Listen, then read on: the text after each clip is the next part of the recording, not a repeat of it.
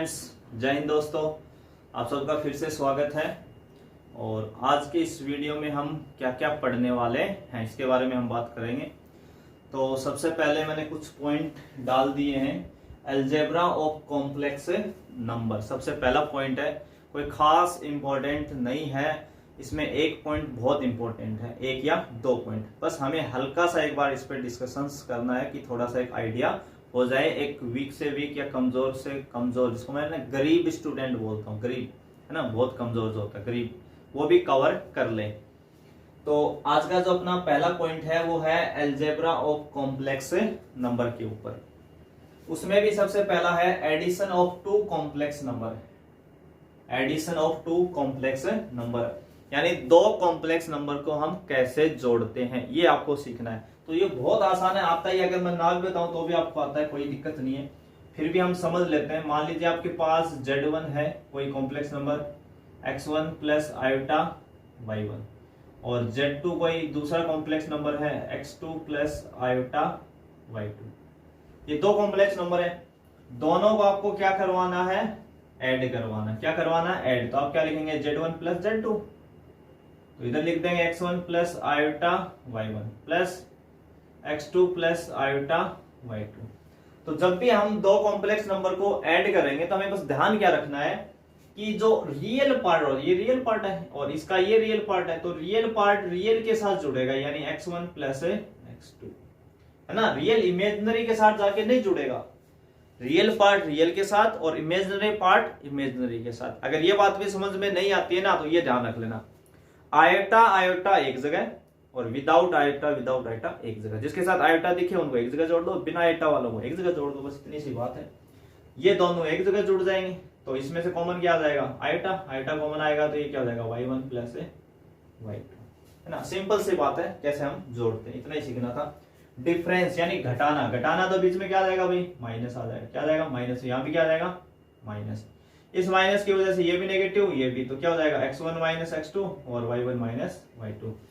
कहने का मतलब रियल पार्ट में से रियल घटेगा और इमेजिनरी में से क्या घटेगा, इमेजिनरी घट जाएगा। इतना ही काम था। अगला है मल्टीप्लीकेशन, यानी दोनों का क्या करना है, मल्टीप्लाई करना है, Z1 इंटू Z2 का। तो अभी तक हम मल्टीप्लाई तो क्वेश्चंस में कर चुके हैं, अब तक हमने कर भी लिया, है ना, कर चुके हैं। मल्टीप्लाई कैसे करते हैं ये तो पहले हम सवालों में देख चुके हैं, फिर भी एक बार और देख लेते हैं। Z1 इंटू Z2, तो ये अपना Z1 था और ये Z2, इनका मल्टीप्लाई करना भी आपको। तो सबसे पहले x1 किसके साथ होगा, x2 के, तो क्या लिखेंगे, x1 इंटू x2। फिर x1 किससे होगा, आयोटा y, किससे होगा भाई, आयोटा y2 से, तो आप क्या लिखोगे, plus iota into x1 y2। फिर आयोटा y1 की बारी इसके साथ आएगी x2 के, तो इससे करेंगे तो क्या लिखेंगे, आयोटा x2 y1, और फिर आयोटा का आयोटा से करेंगे तो आयोटा स्क्वायर और y1 इंटू y2। टोटल कितना हो जाएगा ये, x1 into x2, x1 into x2 हो जाओ भाई सही, plus iota into x1 y2 plus iota into x2 y1, और आयोटा स्क्वायर कितना होता है, -1, तो ये कितना हो जाएगा, minus y1 into y2। Real part, ये रियल पार्ट और ये रियल एक जगह लिख लो, x1 into x2 minus y1 into y2, और ये दोनों इमेजिनरी पार्ट, इससे आयोटा कॉमन ले लो, तो x1 y2 plus x2 y1, ये क्या आ गया, इनका मल्टीप्लाई आ गया। तो बिल्कुल सिंपल सा है मल्टीप्लाई करना, कोई बड़ी बात नहीं, हम पहले ही सवालों में कर चुके हैं। बस मुझे एक बार हल्का सा आपको याद दिलवाना है कि मल्टीप्लाई हम कैसे करते हैं। अगला जो पॉइंट है वो डिवीजन है, यानी डिवाइड, है ना। डिवाइड कैसे करें, है ना, ये इंपॉर्टेंट है डिवाइड वाला, है ना। इस पे भी हम क्वेश्चंस कर चुके हैं, ऐसी कोई बात नहीं कि नहीं किए हुए हैं, अपने किए हुए हैं क्वेश्चन। यानी Z1 upon Z2, Z1 upon Z2, तो x1 plus iota y1 upon x2 plus iota y2। अब देखो डिवाइड है ना, कॉम्प्लेक्स का रियल की तरह तो लगता नहीं है कि आप डिवाइड कर दोगे ऐसे सीधा, ऐसे नहीं करना। तो हमने जो पीछे के वीडियो में बात बोली थी ना कि जब भी हमें डिनोमिनेटर में आयोटा दिखेगा, डिनोमिनेटर में क्या दिखेगा, आयोटा दिखेगा, तो हमें उसको हटाना है। और हटाने का क्या तरीका होता है, आप उसके कॉन्जुगेट से मल्टीप्लाई करोगे। किससे करोगे, कॉन्जुगेट का मल्टीप्लाई करोगे। तो conjugate x2 plus iota y2 का कॉन्जुगेट कौन होगा, x2 माइनस आयोटा y2, गुणा करें अब मल्टीप्लाई अपने को आता ही है और इस तरीके के हम क्वेश्चन भी सॉल्व कर चुके हैं, है ना। इसके ऊपर जो बहुत इंपॉर्टेंट पॉइंट बनने वाला है उस पर भी बात करेंगे। उससे पहले अपना इक्वेलिटी ऑफ, ये डिवाइड वाला समझ में आ गया ना, इनको आपस में बस मल्टीप्लाई करना। अब आगे मल्टीप्लाई हम पहले ही सीख चुके हैं और सवालों के अंदर हम बहुत कर लिए और आगे और भी क्वेश्चनों में करने वाले हैं। ऐसी कोई बात नहीं है कि आगे नहीं करेंगे। अभी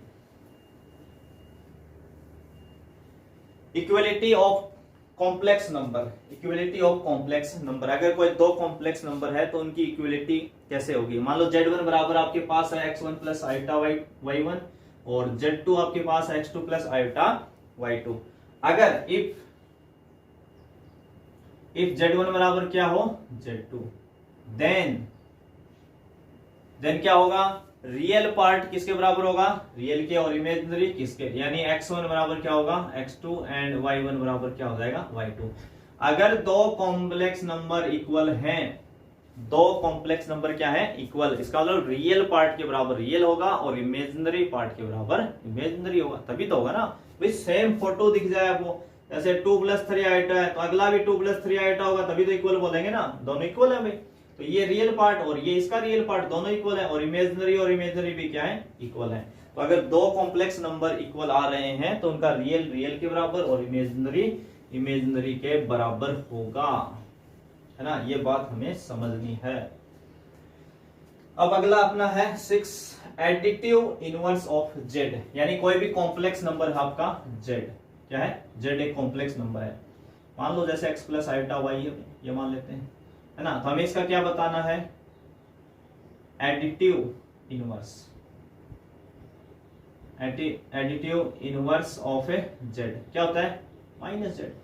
यानी कोई भी कॉम्प्लेक्स नंबर आपको दे और उसका एडिटिव इनवर्स पूछे, है ना, योज्य प्रतिलोम, हिंदी में क्या बोलेंगे योज्य प्रतिलोम या योगात्मक प्रतिलोम, ठीक है ना। तो अगर उसका एडिटिव का मतलब प्लस, तो आपको उल्टा सोचना है, उसको क्या करना है माइनस। यानी हम किसी भी कॉम्प्लेक्स में उसका क्या एडिटिव इनवर्स ऐड करें कि हमें एक जीरो कॉम्प्लेक्स नंबर मिल जाए, यानी उसका आइडेंटिटी मिल जाए, तत्समक मिल जाए। तो हमें ज्यादा नहीं सोचना अभी, बस एडिटिव इनवर्स पूछ रहा है तो z है तो -z क्या हो जाएगा, उसका एडिटिव इनवर्स हो जाएगा। जैसे कोई भी आपको लिखता है कि z = 2 + 3 आयोटा और आपको कहे कि इसका एडिटिव इनवर्स बता दो, क्या बता दो एडिटिव इनवर्स, तो आप इस पूरे z को किससे मल्टीप्लाई कर दोगे, माइनस से। तो इसका एडिटिव इनवर्स कितना हो जाएगा -2 -3 आयोटा। बस उस z को नेगेटिव से मल्टीप्लाई करते आपको क्या मिल जाएगा, एडिटिव इनवर्स मिल जाएगा। ये तो हुआ एडिटिव इनवर्स, है ना। इसको इतना ज्यादा यूज नहीं लेते, ये इंपॉर्टेंट है आपका, इसमें क्वेश्चंस भी आते हैं और पूछते भी हैं। इनवर्स ऑफ कॉम्प्लेक्स नंबर, यानी कॉम्प्लेक्स नंबर का क्या निकालना, इनवर्स। एक तो ये नाम आप याद रखेंगे। दूसरा मल्टीप्लिकेटिव इनवर्स ऑफ z, जैसे एडिटिव इनवर्स था ना वैसे ही मल्टीप्लिकेटिव इनवर्स। तो मल्टीप्लाई के लिए जो आइडेंटिटी होता है ना वो 1 होता है और एडिशन के लिए क्या होता है हमेशा 0 होता है। तो यानी कोई भी कॉम्प्लेक्स नंबर z है तो उसको हम किससे मल्टीप्लाई करें, उसके किस इनवर्स से मल्टीप्लाई करें कि वो 1 दे दे, तो है ना multiplicative inverse of z, multiplicative inverse of z कितना होता है भाई, z की पावर -1 बोल सकते हो या 1/z बोल सकते हो। z का 1/z तभी तो 1 देगा ना, z × 1/z 1 दे देगा। तो ये क्या होता है इसका मल्टीप्लिकेटिव इनवर्स, ठीक है ना। अब इसका भी हम एक शॉर्ट फॉर्मूला अभी लिखेंगे, क्या लिखेंगे शॉर्ट फॉर्मूला, z इनवर्स या 1/z कितना होगा, z बार अपॉन z के मॉडुलस का square, z bar upon z के मॉडुलस का स्क्वायर। ये हमें फॉर्मूला याद रखना, बहुत इंपॉर्टेंट फॉर्मूला है। ये क्या होता है आपका मल्टीप्लिकेटिव इनवर्स होता है ना। ये फॉर्मूला क्वेश्चन हम इसके बाद में लेंगे अभी। तो ये कौन है आपका, ये कौन नई चीज आ गई, ये आपका आ गया मॉडुलस, ये क्या हो गया मॉडुलस, जो अगला टॉपिक है। और ये क्या आ गया आपका कॉन्जुगेट, क्या आ गया कॉन्जुगेट। तो ये दोनों चीजें हम अभी पढ़ने वाले हैं, बस आपको ये फॉर्मूला भी याद करना है कि कोई भी अगर कॉम्प्लेक्स नंबर z है तो उसका मल्टीप्लिकेटिव इनवर्स क्या होता है, z की पावर -1 या 1/z, और उसको ज्ञात करने का शॉर्ट फॉर्मूला ही होता है, ठीक है ना। वो अपना कॉन्जुगेट वाला मल्टीप्लाई वाला भी पैटर्न होता है, नीचे आयोटा आएगा उसको हम हटा लेंगे कॉन्जुगेट से, पर ये डायरेक्ट फॉर्मूला है। तो अगला जो पॉइंट है अपना उस पर बात करते हैं। तो अभी अभी क्या देखा हमने, दो कॉम्प्लेक्स नंबर को हम कैसे ऐड करते हैं, कैसे उनका डिफरेंस यानी सबट्रैक्ट करते हैं, कैसे उनको मल्टीप्लाई करते हैं, कैसे उनको हम डिवाइड करते हैं, और एडिटिव इनवर्स और एक मल्टीप्लिकेटिव इनवर्स। अगली एडिंग जो है अपनी वो एडिंग है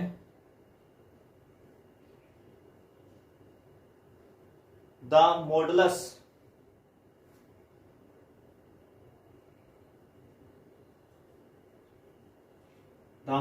ऑफ ए कॉम्प्लेक्स नंबर।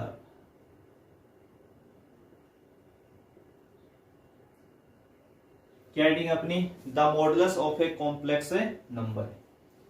ठीक है, तो सबसे पहला पॉइंट है ना, इसको रिप्रेजेंट किससे करते हैं?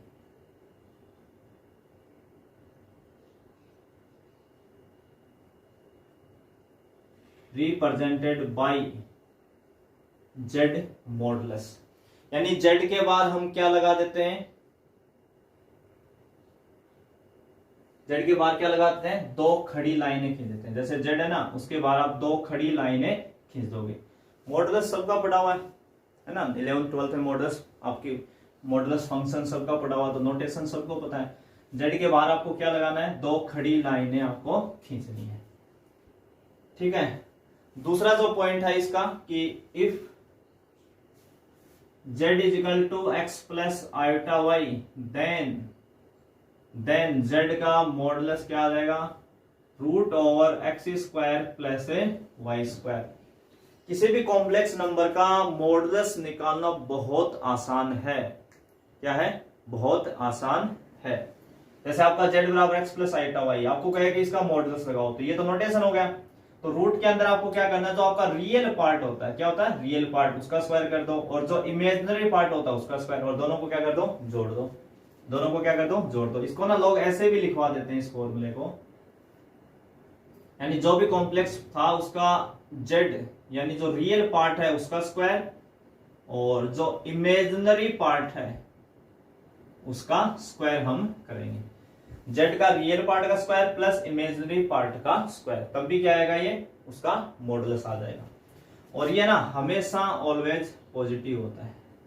जेड का जो मॉडुलस आएगा वो ऑलवेज क्या होगा, पॉजिटिव होगा, है ना। अब देखो कोई भी मान लो आपके पास complex number X plus iota Y, तो इसको भी हम ऐसे इसको डिनोट कर सकते हैं। जैसे हम कोऑर्डिनेट 2D और 3D के अंदर हम जब कार्टेशियन प्लेन लेते हैं, कैसा लेते हैं, कार्टेशियन प्लेन, जिसमें एक्स और y coordinate, x y z coordinate दिखाते हैं, वैसे भी है ना कॉम्प्लेक्स नंबर को भी हम दिखा सकते हैं। इनको बोलते हैं ऑर्गेंड प्लेन।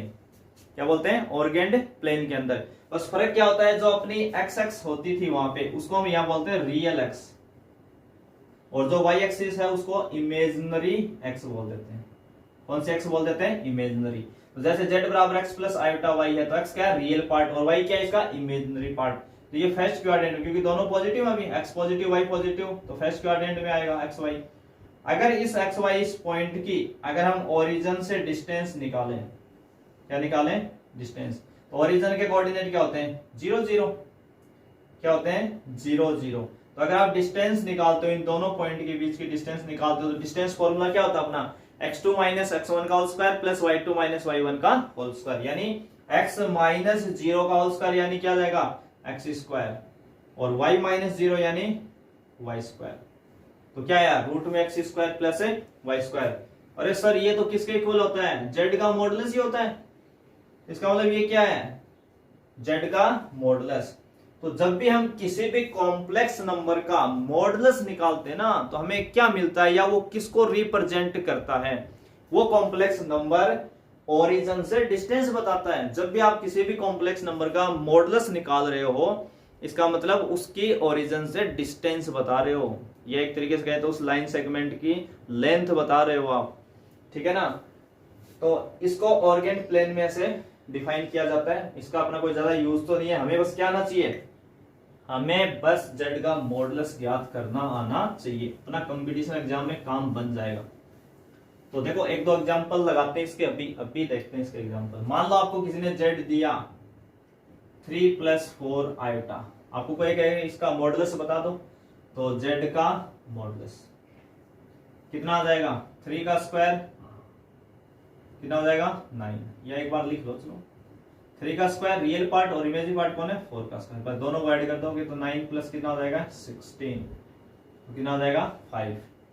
ऐसे मान लो कोई z और दे दे -3 + 4 आइटा, तो इसका मॉडुलस कितना आ जाएगा, तो -3 का स्क्वायर कर लोगे और 4 का स्क्वायर वही आएगा 9 + 16, तब भी 5 आना है। मान लो z कल को -3 - 4 आइटा दे दे, तब आप z का मॉडुलस निकालो, तो -3 का स्क्वायर प्लस -4 का स्क्वायर, तब भी कितना आएगा 5 आएगा। तो है ना, रियल और इमेजिनरी पार्ट के अगर आप साइन भी चेंज करते हो ना तो मॉडुलस में कोई भी चेंजिंग नहीं आएगा, मॉडुलस में क्या नहीं आएगा कोई भी चेंजिंग। तो आप किसी भी कॉम्प्लेक्स नंबर का मॉडुलस निकालना सीखे, रूट के अंदर क्या करना है रियल पार्ट का स्क्वायर प्लस इमेजिनरी पार्ट का स्क्वायर, बस दोनों का स्क्वायर करके जोड़ दो, आपको क्या मिल जाएगा उसका मॉडुलस मिल जाएगा।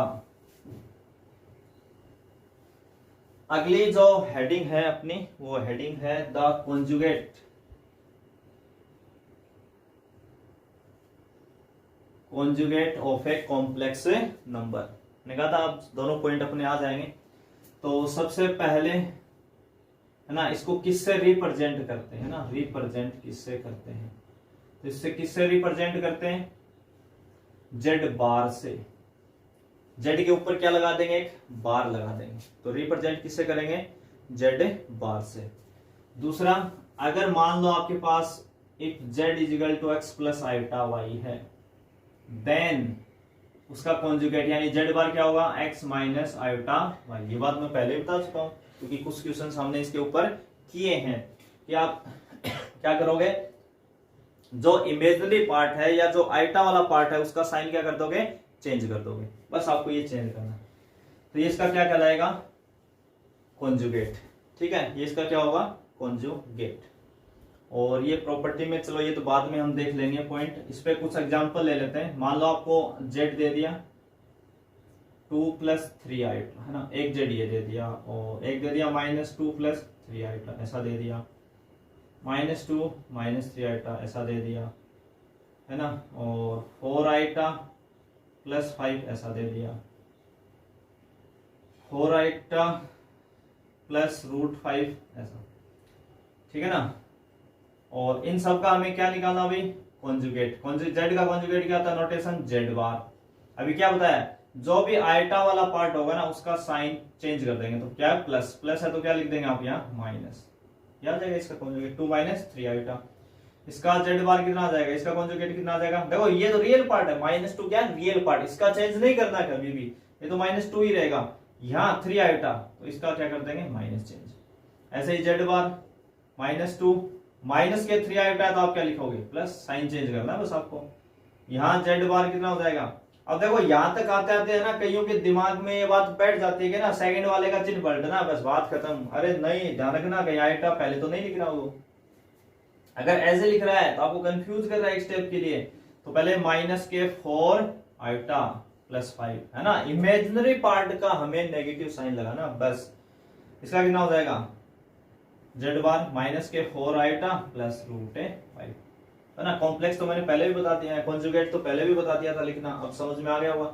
यानी क्या हमें क्या करना है इमेजिनरी पार्ट का साइन चेंज करना है, इमेजिनरी पार्ट का क्या करना है साइन चेंज करना है। अब हम दोनों की प्रॉपर्टीज के ऊपर बात करने वाले हैं। कॉम्प्लेक्स नंबर का जो हम मॉडुलस निकालते हैं उसकी प्रॉपर्टी क्या होती है और कॉन्जुगेट की प्रॉपर्टी क्या होती है, दोनों बहुत ही इंपॉर्टेंट पॉइंट हैं। तो अभी हम करते हैं स्टार्ट। प्रॉपर्टी मैंने पहले ही लिख दी है, ये अच्छे से और हम तब समझ में आएंगे जब हम इनके क्वेश्चंस करेंगे, जैसे जैसे क्वेश्चंस करेंगे हम प्रॉपर्टी साथ में लिखेंगे और उनको समझेंगे। अभी एक बार हल्का सा डिस्कशन कर लेते हैं, आप वीडियो को पॉज करके नोट कर सकते हो, सभी इंपॉर्टेंट प्रॉपर्टीज हैं। पहली प्रॉपर्टी है कि जो z का मॉडुलस होता है वो इक्वल है z बार के मॉडुलस के। z बार का मतलब क्या होता है z का कॉन्जुगेट, और जब हम किसी भी कॉम्प्लेक्स नंबर का कॉन्जुगेट निकालते हैं तो केवल माइनस से मल्टीप्लाई करते हैं, किसको केवल आइटा वाले पार्ट को, यानी जो इमेजिनरी पार्ट होता है उसको अगर वो प्लस है तो माइनस और माइनस है तो प्लस। और जब भी हम मॉडुलस निकालते हैं तो हमें ये पता है कि रूट के अंदर हम क्या करते हैं, रियल पार्ट का स्क्वायर प्लस इमेजिनरी पार्ट का स्क्वायर। तो अंदर स्क्वायर करते हैं, अंदर स्क्वायर जब भी करेंगे तो भले वो नेगेटिव हो, स्क्वायर होके क्या हो जाएगा, पॉजिटिव हो जाएगा। तो यानी वैल्यू वही आनी है। अभी हमने एग्जांपल में भी देखा था सेम वैल्यू आ रही थी। तो जेड बार का मॉडुलस भी उतना ही होता है, माइनस जेड का भी उतना होता है और माइनस जेड बार का भी उतना होता है। जैसे एग्जांपल ले लेते हैं, चलो भाई का ना एग्जांपल से समझ लेते हैं। जैसे आपके पास जेड था 3 + 4 आइटा, ठीक है ना। अब इसका कोई मॉडुलस पूछ ले आपको, है ना, इसका मॉडुलस बता दोगे तो आप क्या करते थे हमेशा, रूट के अंदर 3 का स्क्वायर 9 और 4 का स्क्वायर 16, 25 यानी 5 आ जाएगा।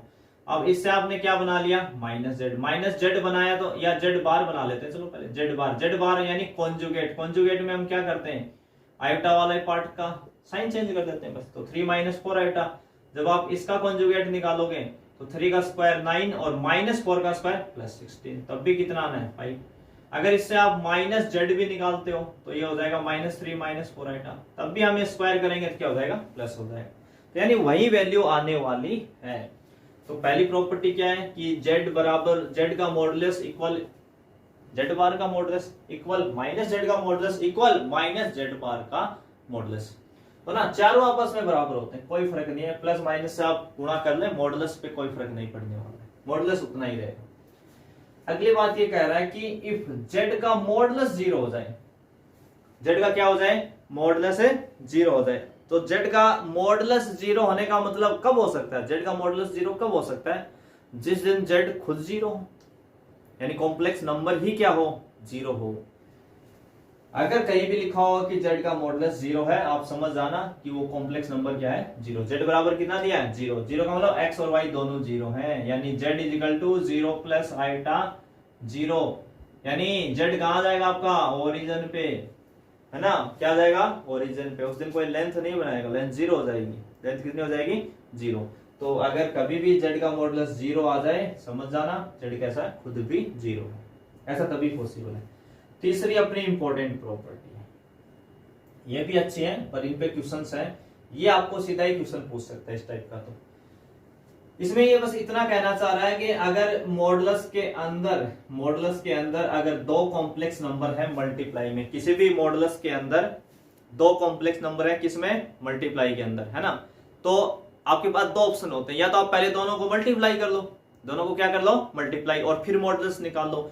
प्रॉपर्टी ये कहती है कि आप है ना उनका अलग अलग मॉडुलस निकालो, Z1 का अलग मॉडुलस निकालो, Z2 का अलग निकाल दो, और फिर क्या कर दो, मल्टीप्लाई कर दो, ठीक है ना। तो ये प्रॉपर्टी, यानी दोनों को मल्टीप्लाई करने की जरूरत नहीं, आप मॉडुलस तुरंत निकाल पाओगे। तो प्रॉपर्टी का यूज क्या है कि आप अलग अलग मॉडुलस निकाल के इंटू कर लो। तो जैसे हम क्वेश्चन करेंगे वहां इन चीजों को देखेंगे। ऐसे अगली प्रॉपर्टी है Z1/Z2, अगर दो कॉम्प्लेक्स नंबर डिवाइड में हैं तो वो कह रहा है कि न्यूमरेटर का अलग मॉडुलस ले लो, डिनोमिनेटर का अलग ले लो। आप चाहो तो अलग अलग ले सकते हो, Z2 = नॉट 0, क्योंकि अगर ये 0 हो गया तो वैल्यू नॉट डिफाइन हो जाएगी, डिफाइन ही नहीं रहेगा। 5 नंबर प्रॉपर्टी है कि अगर कहीं भी Z का मॉडुलस 1 लिख रहा है, Z का मॉडुलस क्या लिख रहा है, 1 लिख रहा है, उस दिन Z इनवर्स का मतलब Z का मल्टीप्लिकेटिव इनवर्स इसके बराबर हो जाएगा Z बार के। अभी हमने फॉर्मूला लिखा था अभी कि Z इनवर्स = कितना होता है, Z बार अपॉन Z के मॉडुलस का स्क्वायर। किसी भी कॉम्प्लेक्स नंबर का इनवर्स निकालना या मल्टीप्लिकेटिव इनवर्स निकालना। और इसमें ये क्या कह रहा है, इसमें कह रहा है कि जो Z का मॉडुलस है वो तो 1 है, Z का मॉडुलस 1 है, तो Z का स्क्वायर भी, मॉडुलस का स्क्वायर भी कितना हो जाएगा, 1 हो जाएगा। तो 1 हो जाएगा तो किसके इक्वल आ जाएगा, Z बार के। तो ना इसी चीज को शॉर्ट में कहीं पूछ सकता आपसे कि अगर Z का मॉडुलस 1 है तो फिर Z इनवर्स कितना होगा, आपको ध्यान रखना है Z बार के। अगला है कि Z की पावर n का मॉडुलस इक्वल Z के मॉडुलस की पावर n, ठीक है ना। बहुत ही इंपॉर्टेंट काम का पॉइंट है, इंपॉर्टेंट प्रॉपर्टी है, ठीक है ना। इनका यूज कैसे होगा, मान लो आपको मॉडुलस में ऐसे लिख देता कि 3 + 5 आयोटा की पावर 10 और इसका मॉडुलस बता दो, तो अब क्या था अपने पास कि हम इसकी पावर 10 खोलें, ठीक है ना। 10 खोलना पॉसिबल नहीं है क्योंकि बहुत बड़ा बाइनोमियल थ्योरम में 10 तक हमें इसको जाना पड़ेगा, तो यहाँ कॉम्पिटिशन एग्जाम में इतना नहीं आ रहा। तो इसको हम दूसरे रास्ते से क्या देखेंगे, 3 + आयोटा का मॉडुलस निकाल के उसकी पावर 10 कर लेंगे, वो आसान है। पहले मॉडुलस फिर पावर 10। तो ये प्रॉपर्टी हमें यही परमिशन देती है कि z की पावर n करके आप मॉडुलस निकालें या मॉडुलस निकाल के उसकी पावर n कर लें। तो ये भी हम क्वेश्चंस करने वाले हैं इसके ऊपर। 7, 8 और 2 फॉर्मूले आप ये भी याद रख रहे हैं। z1 प्लस z2 के मॉडुलस का स्क्वायर इक्वल होता है z1 के मॉडुलस का स्क्वायर प्लस z2 के मॉडुलस का square plus 2 into real part of z1 into z2 bar, 2 into real part of z1 into z2 बार। ऐसे अगर माइनस है तो यहाँ क्या आ जाएगा माइनस, बस वही है a प्लस बी का whole square, A square plus B square 2ab। तो 2 तक तो सेम मिलता है, ab की जगह हम क्या लिखते हैं real part of z1 into z2 बार।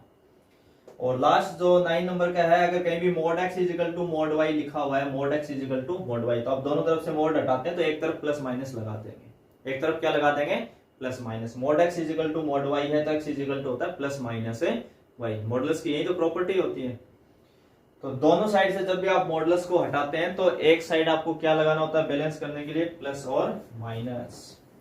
तो ये थे आपकी प्रॉपर्टीज। और अब हम बात करने वाले हैं किसके ऊपर, प्रॉपर्टीज ऑफ ए कॉन्जुगेट के ऊपर। किसकी, कॉन्जुगेट के ऊपर। कॉन्जुगेट की प्रॉपर्टीज को भी देख लेते हैं। सबसे पहले हम लास्ट प्रॉपर्टी पे बात कर लें ताकि अपना यहाँ स्पेस बन जाए बाकियों को समझने के लिए। लास्ट में ये कह रहा है कि if z is equal to Z bar, Z bar सभी जानते हैं z का कॉन्जुगेट होता है। अगर z इजिकल टू जेड बार है देन z क्या है, प्योरली रियल है। अगर z इजिकल टू जेड बार है, z इजिकल टू क्या है जेड बार है, उस दिन z क्या होगा, प्योरली रियल होगा। अगर आपको z के बराबर z बार रखना है तो आप है ना z को क्या सोचेंगे 4, क्या सोचेंगे 4। तो z बार भी कितना होगा 4, क्योंकि हम साइन किसका चेंज करते हैं, इमेजिनरी पार्ट का। क्या करते हैं, इमेजिनरी पार्ट का। इमेजिनरी पार्ट का हम साइन चेंज करते हैं, तो इमेजिनरी पार्ट है ही नहीं, चेंज किसका करेंगे। अब कई स्टूडेंट सोच रहे हैं कि सर है ना देखो आप तो है ना केवल पहले ही रियल मान लिया है ना, ऐसा मान लेते हैं 4 + 3 आइटा। तो आप अगर इसका कॉन्जुगेट निकालते जेड बार तो कितना हो जाता 4 - 3 आइटा। तो ये दोनों बराबर ही नहीं होते अभी, ये दोनों क्या नहीं होते बराबर, क्योंकि साइन चेंज हो गया। तो ये कह रहा है कि अगर z इजिकल टू जेड बार है तो ये तभी पॉसिबल है जब z क्या हो, प्योरली रियल हो। तो इस पे ना शॉर्ट क्वेश्चन ही पूछ लेते हैं एग्जाम में, z is equal to Z bar then correct right answer बताएं आप, यानी 4 ऑप्शन में जो भी सही है वो बता दे कौन सा ऑप्शन करेक्ट होगा, कि z प्योरली रियल होगा, z प्योरली इमेजिनरी होगा, या z कोई और नंबर्स होगा, या नन ऑफ दीज, इस टाइप से पूछ सकता है। तो z इजिकल टू जेड बार होने का मतलब होता है z कैसा होगा, प्योरली रियल होगा, है ना। प्रॉपर्टी आप इनको जरूर नोट कर लें, सारी की सारी प्रॉपर्टीज को एक बार। मैं इसको रफ कर रहा हूं 9 नंबर वाले को। अब अपन फर्स्ट से समझते हैं ना, फर्स्ट प्रॉपर्टी से। जेड बार फिर बार यानी बार बार, इसका मतलब 9 बार। क्या समझे कि अगर बार बार आ रहा ना तो कोई बार नहीं है अभी, है ना। जेड बार का फिर बार यानी वापिस जेड मिल जाएगा। देखो z is equal to 4 + 5 iota, z bar 4 - 5 iota, और फिर इस जेड बार का फिर से एक बार, तो आप क्या करोगे, फिर साइन चेंज करोगे +4 आइटा। तो दोनों क्या आ गए सेम। इसका मतलब बार 9 बार, बार 9 बार, है ना। 1-2 बार आ गया तो कोई बार नहीं भी, वापिस जेड आ जाएगा। अगर जेड प्लस जेड बार यानी जेड में अगर आप उसका कॉन्जुगेट ऐड करवाते हो तो वो बराबर होता है 2 into real part of Z के। कैसे होता है ये समझो, है ना, ये समझना है। जैसे जेड आपको दे दिया 2 + 3 आइटा, है ना, तो जेड बार कितना हो जाएगा, जेड बार हो जाएगा 2 - 3 आइटा। आपको एक तो आप क्या करेंगे, आप एक तो ऐसे करेंगे कि जेड प्लस जेड बार हम जोड़ लेते हैं, जेड प्लस जेड बार दोनों को जोड़ेंगे तो 3 आइटा से 3 आइटा कैंसिल, तो जुड़ के कितना हो जाएगा 4। तो ये आंसर आ गया। प्रॉपर्टी क्या कहती है, प्रॉपर्टी कहती है कि जब भी जेड प्लस जेड बार कर रहे हो ना तो 2 into real part of Z कर दें, 2 into real part of Z. Real part of Z का मीन्स क्या मतलब हुआ, जो जेड था कॉम्प्लेक्स नंबर उसका रियल पार्ट ले आओ, तो रियल पार्ट कितना है 2, तो 2 इंटू 2 कितना हो गया 4। मतलब आपको ना करना ही नहीं है, कैलकुलेशन तो करनी नहीं है, डायरेक्ट प्रॉपर्टी से आप बता ही दोगे वैल्यू कितनी आने वाली है। कोई उसका जेड बार नहीं निकालना, कोई ऐड नहीं करना, प्रॉपर्टी से डायरेक्ट निकालोगे। ऐसे अगली प्रॉपर्टी क्या थी, जेड माइनस जेड बार, है ना। तो ये अपना जेड है और ये जेड बार है।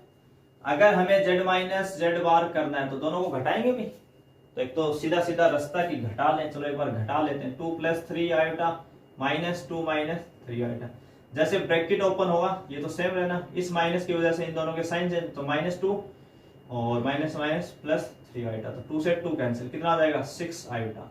कितना आया 6 आयोटा। अब प्रॉपर्टी क्या कहती है, प्रॉपर्टी कहती है जेड माइनस जेड बार क्या लिखा हमने 2 iota imaginary part of Z, 2 iota into imaginary part of Z. Z का जो इमेजिनरी पार्ट है कितना, जेड का इमेजिनरी पार्ट 3, तो 2 × 3 कितना हो जाएगा 6 आयोटा। ठीक है ना। तो प्रॉपर्टी से आप डायरेक्ट लिख सकते हो। 4 नंबर जो प्रॉपर्टी है उसका इतना ही मीनिंग है कि अगर आप कोई भी दो कॉम्प्लेक्स नंबर Z1 और Z2 जोड़ के उसका कॉन्जुगेट निकालना चाह रहे हो, यानी ऐड करने के बाद कॉन्जुगेट निकाल रहे हो, ठीक है ना, तो वो कह रहा है कि आप अलग अलग कॉन्जुगेट निकाल लो, कोई टेंशन नहीं लेनी, आप पहले जोड़ो फिर कॉन्जुगेट। वो कह रहा है आप Z1 का कॉन्जुगेट अलग निकालो, Z2 का अलग निकालो, फिर जोड़ लो, भाई एक ही बात है, कोई फर्क नहीं होने वाला।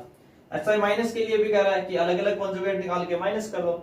ऐसा मल्टीप्लाई के लिए भी कह रहा है कि अगर, और ये हमने केवल दो लिखे हैं Z1 Z2, आप Z1 Z2 Z3 Z4 कितने भी कॉम्प्लेक्स नंबर इन टू में हैं, अगर उनका आपको क्या निकालना है कॉन्जुगेट, तो आप अलग अलग कॉन्जुगेट निकाल के मल्टीप्लाई कर सकते हैं, तब भी उतनी ही वैल्यू आनी है। यानी Z1 का अलग कर लेंगे और Z2 का कॉन्जुगेट अलग कर लेंगे, तब भी उतना ही आएगा। Z1 अपॉन Z2 पूरे का, देखो ब्रैकेट के बाहर थोड़ा सा बार लिखा हमने, पूरे का Z1 अपॉन Z2 का, तो ना आप Z1 का कॉन्जुगेट अलग निकाल लो और Z2 का अलग निकाल लो, है ना। Z2 = नॉट 0, वो तो रहेगा ही रहेगा। और लास्ट सबसे इंपॉर्टेंट प्रॉपर्टी Z × Z बार, Z × Z बार, यानी किसी भी कॉम्प्लेक्स नंबर को उसके कॉन्जुगेट से मल्टीप्लाई करते हो तो वो Z के मॉडुलस के स्क्वायर के इक्वल होता है। बहुत इंपॉर्टेंट प्रॉपर्टी है, इसका हम यूज लेंगे क्वेश्चंस के अंदर, इसको हम समझते हैं, है ना, इसको समझते हैं, इसको समझना ही पड़ेगा अपने को। मान लीजिए वही Z आपके पास है 4 + 3 आयोटा, तो उसका कॉन्जुगेट कितना हो जाएगा Z बार, Z की बार कितना हो जाएगा 4 - 3 आयोटा, है ना। LHS साइड ले लेते हैं इसकी, LHS साइड कितनी है Z × Z बार, दोनों वैल्यू लिखी हुई है, लिख देते हैं। 4 + 3 आयोटा तो कौन है Z, और Z बार कितना है 4 - 3 आयोटा, दोनों का क्या कर लेते हैं मल्टीप्लाई, तो 4 को 4 से करेंगे 16, 4 को -3 से माइनस के 12 आयोटा, 3 आयोटा को 4 से करेंगे तो प्लस के, वैसे तो क्या बन रहा है, अरे भाई ये क्या बना है, देखो A + B A - B बन तो रहा है, डायरेक्ट पहचानो, A + B A - B, तो सीधा क्या बोलेंगे A² - B², तो कितना हो जाएगा, A कौन है 4, तो 4 का स्क्वायर माइनस B², B कौन है 3 आयोटा, तो इसका स्क्वायर, तो 4 का स्क्वायर कितना हो गया 16, ये हो जाएगा 9 आयोटा स्क्वायर। और आयोटा स्क्वायर कितना होता है -1, -1 और माइनस पहले से तो प्लस 9 हो जाएगा, कितना आया 25, है ना। RHS साइड क्या है Z के मॉडुलस का स्क्वायर, तो Z तो ये भी है ना। इसका मॉडुलस कैसे निकालते हैं, रूट के अंदर हम क्या करते हैं, जो आपका रियल पार्ट होता है 4 उसका स्क्वायर प्लस जो इमेजिनरी पार्ट होता है उसका स्क्वायर, और बार स्क्वायर लगा हुआ अभी पूरे पर, Z के मॉडुलस का स्क्वायर, तो 16 + 9 25, और इस स्क्वायर से रूट हट जाएगा ये 25, तो दोनों साइड से बराबर आ गए। तो यानी आप Z को Z बार के कॉन्जुगेट से मल्टीप्लाई करें या सीधा मॉडुलस लगा के क्या करते हैं स्क्वायर, वैल्यू एक ही आनी है, तो बहुत काम की प्रॉपर्टी है।